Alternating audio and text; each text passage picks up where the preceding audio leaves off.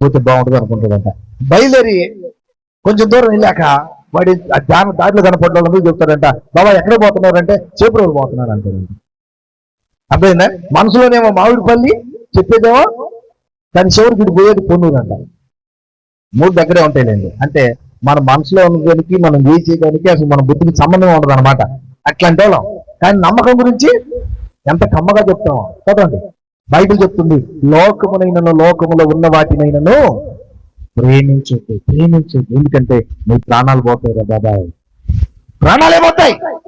ఈ లోకంలో ఉన్న మనిషినైనా, లోకంలోనైనా, డబ్బునైనా, స్నేహాన్నైనా, ఆస్తులైనా, పాస్తులైనా, మరి ఇంకెవ్వరైనా, మరి ఏదైనా లోకంలో ఏది ఉంటుంది నమ్మొద్దు. నువ్వు నీ ప్రాణాలు ఇస్తానని నమ్మొద్దు, గొంతు కోసుకుంటానని నమ్మొద్దు, నీకు ఏం డబ్బులు ఇస్తానని నమ్మొద్దు. వద్దు. నీ పక్కన వండుకున్న నీ భార్యని, నీ భర్తను కూడా నమ్మొద్దు. ఎందుకంటే నీ ప్రాణాలు పోకూడదని నా బాధరా. మనుషులు నమ్మినోళ్లే చచ్చిపోతారా, నమ్మనోడు ఎప్పుడు రావడు. నమ్మితే చచ్చిపోతావురా నువ్వు. అందుకే బైబిల్ చెప్తుంది నమ్మొద్దు. ఇది ఆశ, తళతళలాడే ప్రపంచం ఇది.